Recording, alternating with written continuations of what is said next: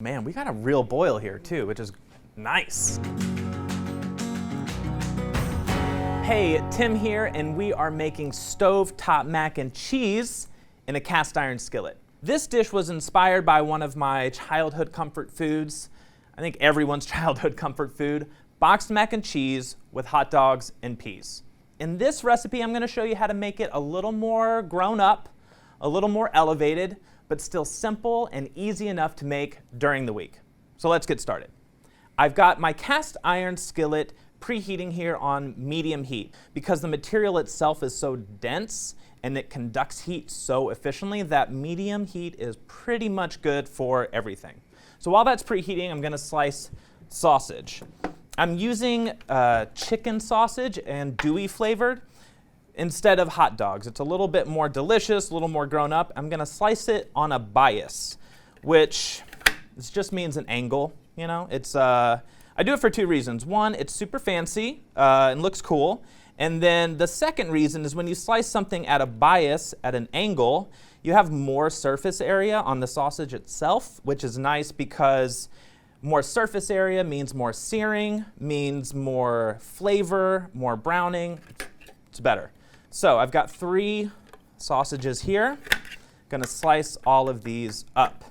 Okay, so I'm going to add 3 tablespoons of oil, which I know is like more oil than you think you need for searing sausage, and it is, but I'm gonna use that oil to make a roux later on, which is a way to thicken the sauce. We'll talk about it. Okay, in the sausage goes. Ha ha ha, good. I'm just gonna stir this around.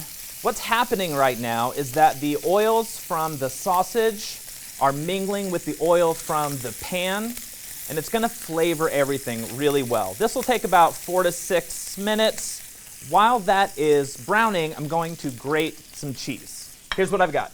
8 ounces of cheddar cheese and 2 ounces of Parmesan. Anytime I'm making, especially if I'm making macaroni and cheese, I'm going to grate my own cheese for a couple of reasons. One, it's just better. And 2, it'll mix into the sauce so much easier. I mean, think of it this way. The same reason if you buy like a bag of grated cheese and none of the little cheeses stick together in the bag, that's the same reason that it's not gonna melt into your sauce. You want something really creamy, really dreamy, comforting, delicious. While you're grating, just give your sausage a little zhuzh, stir it around.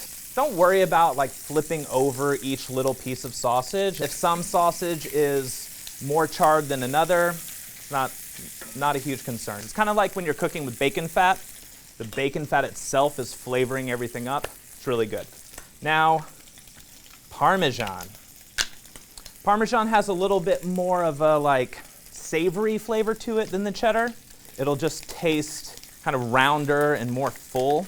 I'm kind of one of those people that I think if you're gonna add cheese to something, add your whatever cheese it is and then add Parmesan. Now what I'm gonna do is I'm going to reserve 1/4 cup of the Parmesan cheese. This is gonna come in handy later when I have this crispy crust topping for the mac. So I've got 1/4 cup of Parmesan and I'm mixing it with panko breadcrumbs. Okay, it's been about, that feels like 4 to 6 minutes. It's brown. So taking the sausage out, and you can like smell, this is an andouille sausage, so it's got a lot of spice in it. It's really delicious. All right, set that aside, use it for later. Okay, so the pan is still on and I've got the oil in here, and now I'm going to make a roux. We'll take 1/4 cup of flour. Roux is a French technique. It is basically a way to thicken sauce. It sounds fancy, but it's really not. Super simple. All I'm gonna do is cook flour in oil. You can use butter if you want to, any kind of fat. And I'm also gonna be scraping up like the stuck-on bits here from the sausage. I wanna cook it for like a minute or two, and it's gonna start to smell like toasty. Okay. Now, I'm going to add 2 cups of milk. Oh. 1 3/4 cups of milk. All right, let's see. We dropped about, like that much milk, I think, is on the counter right now. I've got half a cup of heavy cream. Just gonna make it rich and delicious. And then cream cheese. Cream cheese is just gonna make everything rich and creamy. We're gonna get it to a simmer. We're gonna cook everything together. Oh, I also wanna add some Dijon mustard rub, which I would say is the crucial ingredient to making macaroni and cheese. It's not gonna make everything taste like mustard, I swear. It's basically the difference between having cheese with macaroni and having like mac and cheese. So now we whisk everything together.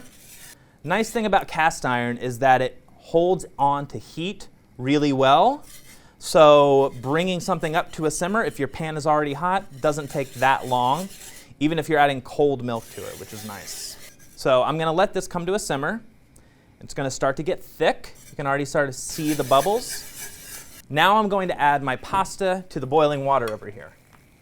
I've got 2 teaspoons of salt that I'm gonna add to the water, which again, seems like a lot. It's not, but right now is the only chance you really have to season the pasta water. And 3 cups of pasta.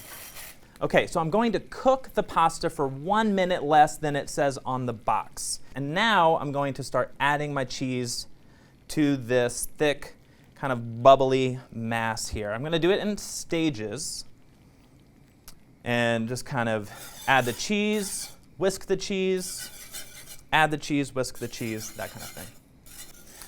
Now, anytime you're making macaroni and cheese at home from scratch, there's always a minute where you think this is not good, this is not gonna turn out.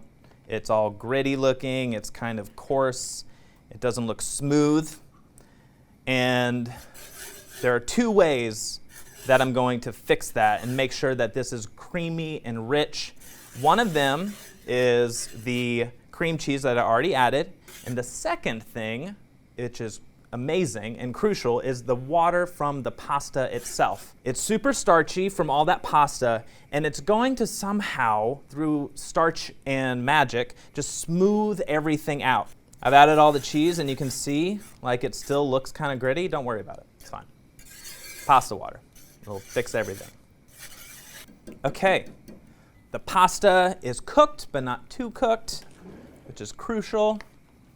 So I'm gonna finish cooking it in the sauce itself, and we're gonna do it. Don't worry about straining it too much, because it'll work. The nice thing about this pot is that you don't have to dump out all the water in order to strain out your macaroni, so I can just scoop out the water, which is exactly 1/2 cup of pasta water. I know because this is 1/2 cup, so it's easy to measure. Then I'm going to add cooked sausage. Throw that right in there. A little sausage grease, delicious. And peas. All right, so I'm gonna cut the heat. Now I'm gonna mix everything together. Okay, come here. You've gotta check this out. The sauce now, before it was gritty and grainy, and I was like, this is not good, it's not looking good, but look at it now. It's like smooth and rich and amazing. Most of the time when people are making macaroni and cheese in a cast iron skillet, they bake it. But I think that when you bake mac and cheese, it's kind of a different thing. It's like firm, it's dense, you can almost like slice it out, you know? And I want this childhood memory of like stovetop macaroni and cheese. So what I'm gonna do, I'm gonna take my Parmesan and panko, sprinkle everything on top, and then I'm gonna broil it. This will give you the same kind of crispy crust and texture that baked macaroni and cheese has, but it'll still be saucy and creamy and delish. So we're gonna pop this in the broiler. It happens really quickly. In she goes, right up top near the burner. 1 to 2 minutes under the broiler. Do a lot of peeking, do a lot of checking, make sure everything's good. Yeah, it's good. It is ready.